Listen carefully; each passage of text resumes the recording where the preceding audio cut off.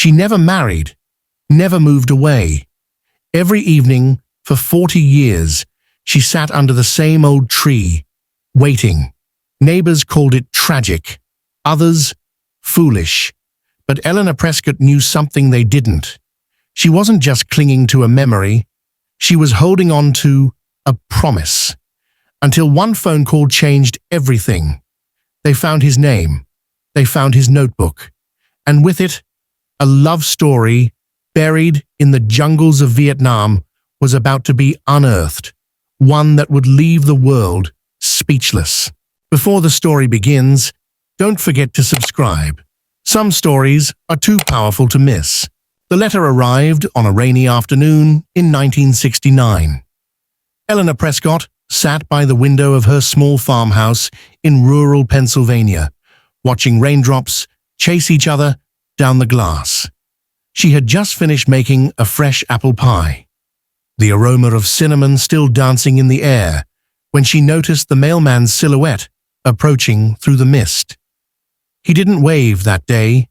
He always waved. She knew something was wrong. Her fingers trembled as she opened the envelope bearing the Department of Defense seal. It was brief, clinical.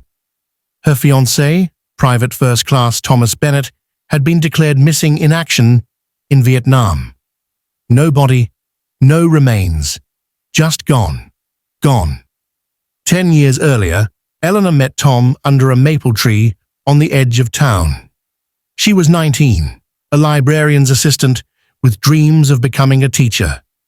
He was 21, a charming mechanic who fixed tractors by day and played guitar in a small country band by night. His laugh was infectious, his smile unforgettable. They fell in love quickly, the kind of love you only read about. They'd lie on the grass under the stars, whispering promises of forever, imagining children with his brown eyes and her soft laugh. Tom always carried a notebook, scribbling little poems and sketches, mostly of her. They were supposed to marry in the spring of 1969, but then came the draft. I have to go. I have to go, Ellie. I don't want to, but I know, she interrupted, blinking back tears. I know you have to. They sat on the porch that night in silence, holding hands, the only sound being the hum of crickets and the occasional hoot of an owl. Tom pressed a small velvet box into her hand. I was going to wait until the wedding, but I want you to have this, just in case. It was a gold locket. Inside it, a tiny picture of the two of them, smiling beneath the old maple tree. I'll come back to you, Eleanor, no matter what. For 6 months, letters from Tom arrived regularly. Descriptions of the heat, the jungle, the camaraderie, and his dreams of coming home. But in July 1969, they stopped. 1 week, 2, a month, nothing. Then came that letter. MIA. Eleanor didn't believe it. She couldn't. She clung to hope like it was air. Every day for years, she wrote to the Pentagon. She visited veterans' hospitals, searched POW lists, scanned newspapers for names, joined support groups, and even consulted a psychic. Something she never believed in before. Nothing. Tom had vanished like a shadow. But Eleanor waited. Through Nixon, through the fall of Saigon, through disco and Watergate, she waited. By the time she was 50, Eleanor had never married. The town whispered, "Such a shame," they'd say. So pretty, so kind. She could have had anyone. But her heart belonged to a ghost. In the attic, under a sheet, sat Tom's suitcase, untouched. Inside it were his letters, the guitar picks he carved from coins, the photo album they made together. She never opened it again after the war. Until one night, while watching a news report about recovered remains from Vietnam, something shifted. She opened the suitcase. Inside was one letter she had never seen before.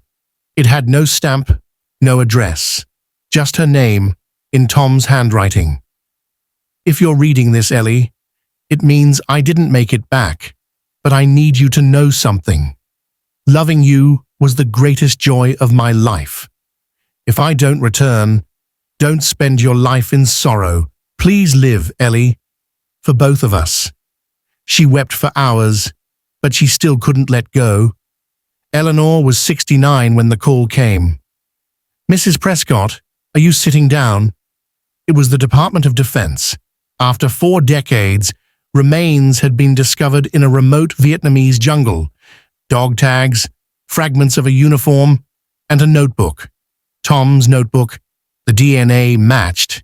He had died in a helicopter crash, miles off course during a supply run. Locals had buried the remains respectfully. A war widow from a nearby village had kept the notebook, hoping one day it would find its way home. It had. The town came out in full for Tom's funeral. Veterans stood in solemn salute. The high school band played taps. Eleanor stood by the casket, now with grey hair and a cane, and placed the locket inside, whispering, "You finally came home." She didn't cry that day. She had no tears left. 1 year after the funeral, Eleanor traveled to Vietnam. She wanted to see where Tom had spent his last days. In a tiny mountain village, she met an old woman named Mai, who had found Tom's notebook near the crash site and cared for it like a sacred object. Through a translator, Mai explained how her husband also died in the war. When she found the notebook and saw the love letters, she couldn't bear to throw it away. "Love like that is rare," she said. Eleanor gave Mai a gift, a framed photo of Tom and herself under the maple tree. They cried together, 2 women once on opposite sides of a war, now bonded by loss. Eleanor is now 83. Every evening she walks slowly to the old maple tree, where a bench has been installed in Tom's honor. The plaque reads, "In memory of Private First Class. Thomas Bennett lost, but never forgotten." She waited. He returned. She sits there, sometimes with a book, sometimes just with her thoughts. Children come by and ask who the man on the plaque was. She smiles softly and says, "He was the love of my life." And sometimes, when the wind is just right and the leaves rustle like whispers, she swears she can hear a guitar playing faintly in the distance. Eleanor never remarried, not out of sadness, but out of fulfillment. "Some people spend a lifetime searching for true love," she once told a reporter. "I found mine under a tree in 1959. When asked if she regretted waiting so long, she answered, "Not for a second, because some love stories don't end. They just get paused until it's time."